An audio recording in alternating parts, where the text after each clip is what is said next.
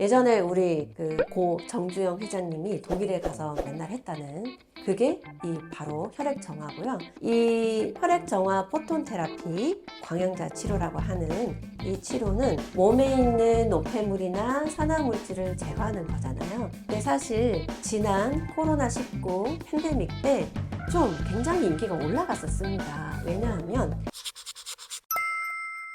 선생님 안녕하세요. 네, 안녕하세요. 네. 선생님이 정리해주신 필러와 보톡스에 대한 내용으로 여러분들이 굉장히 많은 지식을 얻게 된 것 같은데, 요거는 조금 생소하지만 선생님이 운영하시는 병원에서 해주고 계신 포톤 테라피, 혈액 정화라고 하죠. 이 포톤 테라피가 굉장히 생소한 치료 시술인데, 이건 도대체 어떤 시술인가요?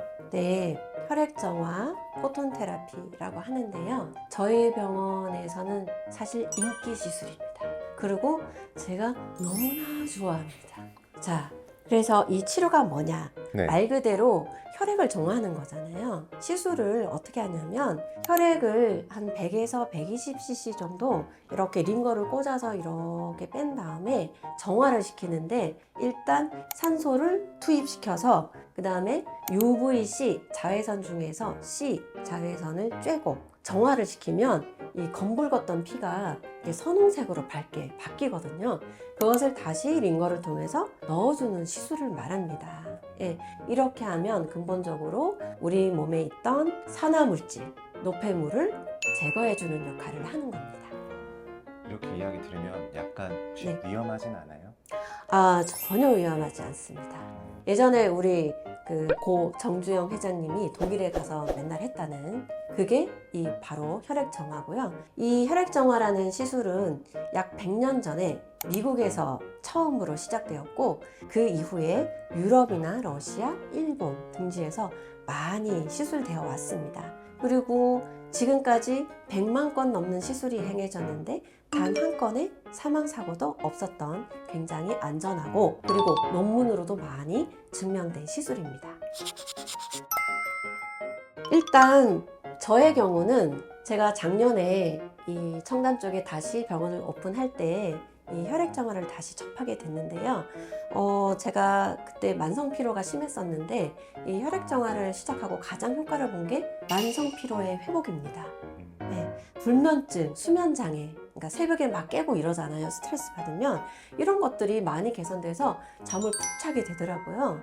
그래서 너무나 제가 효과를 많이 봤기 때문에 지금은 무조건 환자들에게 진짜 강제로 그냥 시키다시피 하고 있는데요. 이 혈액 정화 포톤 테라피 광양자 치료라고 하는 이 치료는 몸에 있는 노폐물이나 산화 물질을 제거하는 거잖아요.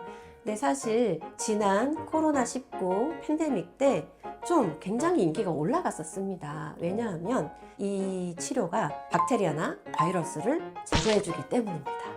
그래서 급성으로 몸살이 걸렸거나 독감이 걸렸거나 코로나 걸렸거나 이럴 때도 도움이 되고요. 이 만성염증, 그 다음에 고지혈 당뇨병 같은 대사질환, 그리고 간이 안 좋으신 분들에도 다 도움이 됩니다.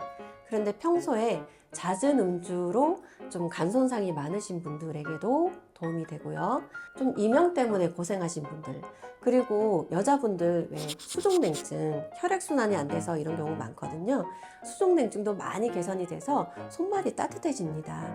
그리고 제가 하지정맥류도 싹 없어지는 경우도 봤거든요. 그래서 굉장히 신기한 효과가 많기 때문에 사람들이 좀 만병통치약 있지 않냐, 뭐 이렇게 비과학적이다 약간 이런 선입견도 없진 않습니다. 그렇지만 수많은 논문으로 증명된 자료가 충분하고 다른 나라에서는 굉장히 많이 시술되고 있고 안전한 치료라는 점 반드시 기억해 주셨으면 좋겠습니다. 이거는 좀 적은 나이 때부터 해도 괜찮을까요? 물론이죠. 예, 그래서 뭐 20대든 10대든 몸에 피로 물질이 많고 어떤 염증이 있고, 그죠? 그런 경우에는 다 하셔도 됩니다. 이 포톤 테라피는 어느 정도 주기로 선생님은 추천을 드리세요? 일단 처음 시작하시는 분들은 일주일에 한 번씩 해서 일단 10번을 시킵니다. 그러면 첫 번째, 두 번째는 잘 모르세요. 그런데 보통 세 번째, 네 번째 하고 나서는 조금씩 이제 피드백이 들려오거든요. 근데 가장 많이 들려오는 게 뭐냐면 덜 피곤하다, 잠을 푹 잔다, 그리고 술이 잘 안 취한다입니다. 왜냐면 이건 부작용인가요? 저희 병원은 좀 대표님들이 좀 많이 맞는 편인데요. 좀 스트레스도 많고 업무도 과중하고 또 이렇게 스포츠도 해야 되고 굉장히 그렇잖아요. 그래서 대부분은 만성 피로하고 수면 장애가 있으시더라고요. 그런데 이상하게 돌이켜 생각해 보니 내가 이때쯤 좀 이렇게 피곤하고 이렇게 힘들어야 되는데 덜 힘들었다 이렇게 표현하시고, 그 다음에 새벽에 깨지 않고 푹 자게 돼서 너무 다음날 개운하다 이렇게 표현하시고, 그 다음에 몸이 가벼워지고 덜 붓는다 이런 피드백도 굉장히 많으십니다. 그리고 이제 회식 자리가 많으시잖아요. 이제 또 다음날 숙취는 덜한 것 같다 이렇게 말씀도 하십니다. 아, 그러면 그렇게 10회를 선생님이 추천하신 그 횟수대로 다 완료를 하신 상담자분들은, 내담자분들은 어느 정도 있다가 또 이 시술을 권장하시나요? 컨디션이 좀 많이 안 좋으시고, 그리고 고지혈증이나 당뇨 같은 대사성 질환이 있다든지, 그리고 간이 좀 매우 안 좋다든지, 자가 면역 질환이나 만성 알러지처럼 좀 만성 질병을 갖고 계신 분들은 10번이 아니라 20번, 30번도 하시거든요. 그렇게 하고 나서 어느 정도 좀 호전이 되고 나시면 2주에서 4주 간격으로 좀 꾸준히 하고는 계세요. 네, 그렇게 저도 추천드리고 있습니다. 시술을 시작하면 요건 피를 정화하는 작업이잖아요. 어느 정도 시간이 걸리는 거예요? 시술 시간은 혈액만 정화해서 넣어주는 것은 30분이면 됩니다. 그런데 저희 병원 같은 경우는 몸에 안 좋은 거는 제거를 해주고 몸에 좋은 거 넣어주면 좋잖아요. 그래서 칵테일 주사나 마늘 주사 같은 그런 영양소액을 같이 이렇게 시술을 하기 때문에 한 1시간에서 1시간 반 정도 소요되신다고 생각하시면 됩니다. 아, 오셔서 약간 푹 주무시면서 혈액 정화하고 나가시는 거네요? 네, 맞습니다. 그래서 그것만 하시면 그냥 한숨 푹 주무시고 네. 가시는 거고요. 저희 병원은 또 멤버십으로 이거저거 하시는 분들이 많은데요. 근육 뭉치면 근막 테라피도, 마사지도 받으시고, 그다음에 얼굴 필요한 시술도 받으시고, 이렇게 누워 계시는 동안 얼굴 시술과 혈액 정화를 같이 하시는 분들이 많습니다.